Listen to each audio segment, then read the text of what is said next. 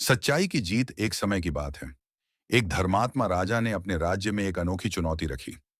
उन्होंने घोषणा की कि जो कोई भी सच्चाई के साथ पूरा जीवन जीता होगा, उसे अपार धन और सम्मान से नवाजा जाएगा।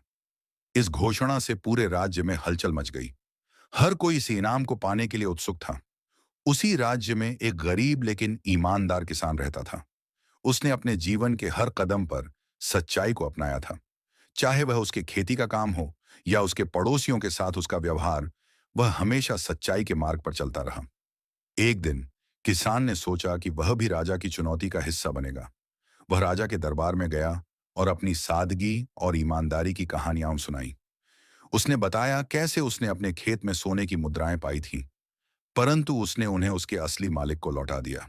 कैसे उसने अपने पड़ोसी की भूलवश भेजी गई अनाज की बोरी उसे वापस कर दी थी। राजा उसकी कहानियों से प्रभावित हुए। उन्होंने महसूस किया कि किसान ने न केवल शब्दों में बल्कि कर्मों में भी सच्चाई को अपनाया था। राजा ने उसे इनाम के रूप में सोने के सिक्के, नई भूमि और राज्य में सम्मानित स्थान दिया और आश्वासन दिया कि उसकी सच्चाई और ईमानदारी का राज्य भर में गुणगान किया जाएगा। इस घटना से प्रेरित होकर अन्य लोगों ने भी सच्चाई के मार्ग को अपनाने का संकल्प लिया।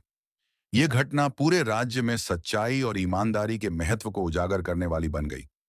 लोगों ने समझा कि भले ही सच्चाई का मार्ग कठिन हो, परंतु उसके परिणाम हमेशा शुभ और संतोषजनक होते हैं। नैतिक शिक्षा सच्चाई हमेशा जीतती है। यह कहानी हमें यह सिखाती है कि सच्चाई का मार्ग चुनना हमेशा फलदायी होता है और अंत में यही जीत की कुंजी होली है।